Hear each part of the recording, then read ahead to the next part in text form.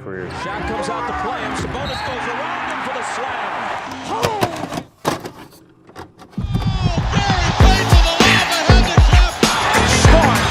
Hey guys, this is Dominique Wilkins. Hey, this is Sean Kemp. This is Gary Payton. Hey, this is Pau Gasol. NBA fans, what's up? This is Vince Carter here.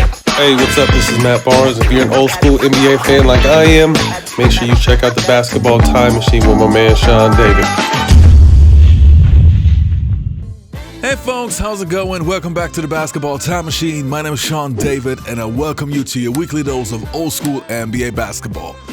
In today's episode, I want to talk about NBA players who had the potential to make the top 75 list, but for whatever reason, it did not work out. But before we start with that, let me ask you guys for a small favor. Please subscribe to the channel. Come on, you guys. I want to hit the 300,000. And also like the video if you enjoy the content. All right, you guys, let's go for it.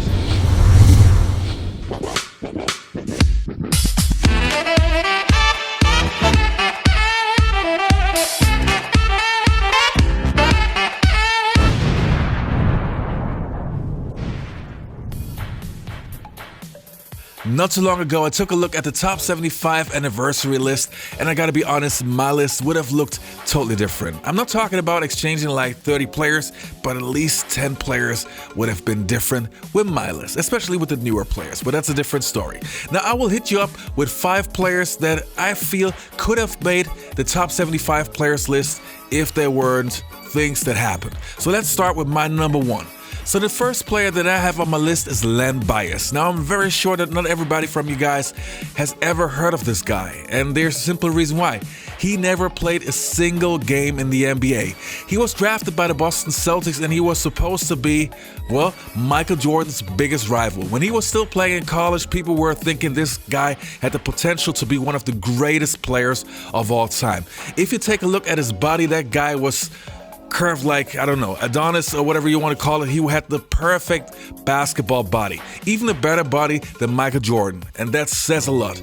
And just teaming him up with Larry Bird, Kevin McHale, and Robert Parrish and Dennis Johnson and those guys, that could have been potential more championships. Oh, Reggie Lewis, can't forget that guy. So the Celtics had not only almost guaranteed for more championships, but Arvydas had the potential to be the successor to Larry Bird, because Larry Bird was kind of slowing down a little because of his back problems and so on. And that would have been a perfect passing the torch to Arvydas. If you take a look at his college games, that guy was unbelievable. And there's a reason why I feel that he could have made potentially the top 75 anniversary list if he wouldn't have had died on an overdose of cocaine. Now, the next player that I feel who potentially could have made the top 75 players list is Penny Hardaway. Now, obviously, we have so many what-ifs, and Penny Hardaway, to me, is one of the greatest what-ifs in NBA history. Not only was I a huge fan of his style of play, but when you see him as a complete player, the guy was amazing. Not only sensational court vision, but always being taller than the other point guards. Then, of course, he was a great scorer, a great shooter, super high basketball IQ, and basically like Magic Johnson, super fun to watch. Now, we have to remember, when you talk about the greatest players of all time, there are always some people who say that a player needs to have won NBA championships in order to be in that greatest category. And pairing Nick Anderson, Dennis Scott, Shaquille O'Neal, Horace Grant, and Penny Hardaway, obviously we had the Bulls, but I think if they would have stayed together after the Bulls, I think it was the time of the Orlando Magic.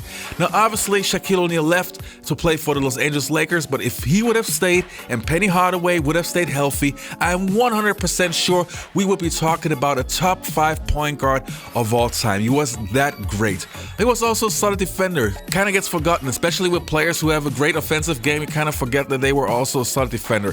Now, he had a problem with really short guards. Obviously, if you're tall, it's always difficult to guard shorter players, but against players who were almost his height or a little shorter, he was a great defender in those regards. Anyway, in my opinion, Penny Hardaway should have been on that list, so that was my number 2. So my number 3, from one Orlando Magic player to another, Tracy McGrady. Now, he is not only one of the potential best players of all time, but this guy, to me, could have rivaled a Kobe Bryant. Not 100% on the same level, but super close. I think when it comes to the offensive game, Tracy McGrady had the advantage to Kobe Bryant. Why? Well, there was still a size difference. Tracy McGrady was a great shooter from the outside. He could blow by defenders. He was very quick. And this is also a thing, again, what gets overlooked. He was a sensational defender. If you take a look back at his early days in college, and especially when he played for the Toronto Raptors in his first 2 years, his main job was to play defense. He was not a primary scorer. But then when he was at his peak prior to his injuries, he was averaging around 30 points per game.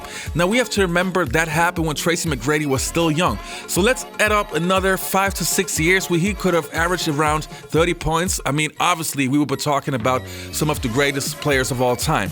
Now we have to remember, what other players do we have in the top 75 players list? Ray Allen, great player, but prime Tracy McGrady and Ray Allen, to me, we don't even have to talk about that. So Tracy McGrady, to me, would have belonged in the top 75 players list if he would have stayed healthy. Let me know what you guys think. And the next player on my list, so number 4, is Arvydas Sabonis. Now, I'm pretty sure most of you guys will think I'm crazy, but please hear me out.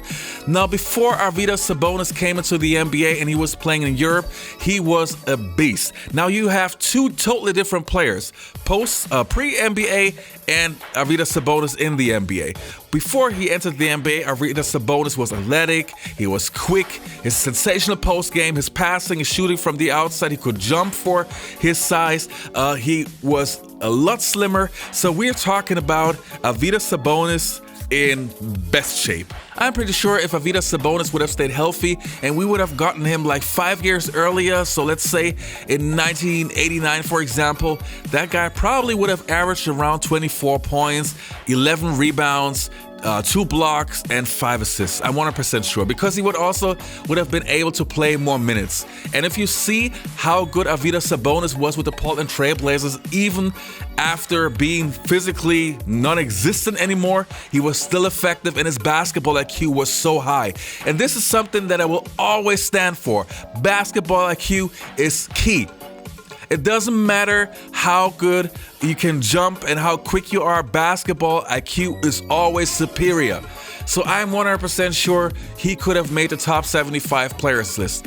If I would have to compare prime Arvydas Sabonis and Bill Walton, for example, who made the top 50 players list and the top 75 players list, I can make a clear case for Arvydas Sabonis. And I'm not dissing Bill Walton, but Arvydas Sabonis was that good in his prime. Just ask everybody on the Olympic team when they played against Arvydas' team. They know what I'm talking about. All right. And the next player that I have on my list is Grant Hill. Now, this is an obvious one. Grant Hill was supposed to be the next Michael Jordan, yes, like many other players, but I'm talking about a player who could carry the league. And in his prime, Grant Hill was, I mean, it doesn't get any better. Sensational defender, great scorer, great passer, great rebounder, great shooter from the mid-range, super high basketball IQ. I mean, this guy had the entire package. And he was marketable. Even though he played for the Detroit Pistons, who just came out of the bad boy era, we're still talking about a player who was in Sprite commercials and he was all over in television, cinema, whatever. So Grant Hill not only had the potential to be the face of the NBA, but I'm pretty sure that he could have won some championships. When? Well, in my opinion, I think his time could have come when he was playing with Tracy McGrady for the Orlando Magic. And if Doc Rivers would have not messed the free agency for Tim Duncan. I don't know if you guys know, but Tim Duncan was this close to joining the Orlando Magic, but he didn't come because Doc Rivers did not allow Tim Duncan to bring his wife on the plane. So those are my top 5. Now I have some honorable mentions, some players that I want to give some credit to. Klay Thompson.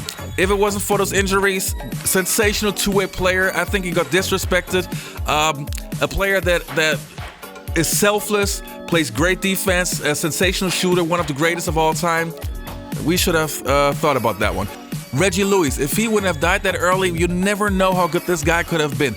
Michael Jordan hated to play against this guy because he was such a great defender. Super underrated, but in my opinion, he had sensational potential.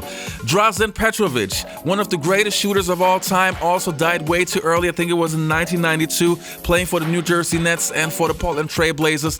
Also could have been a sensational player, who knows where he would have ended. Alonzo Mourning, we know that he had this health issue, and yeah, he was basically, his career was cut short. He was not the same player when he was joining the New Jersey Nets. Probably could have been one of the greatest centers of all time, so you never know. And Yao Ming, same category, also injuries and so on. I just want to make sure that I give shout out to those guys. I'm not sure if they could have made the top 75 players list, but there was a slight chance. Anyway, you guys, I hope you enjoyed this episode. Don't forget to leave a like, subscribe to the channel, and hopefully I'll see you next time on the Basketball Time Machine.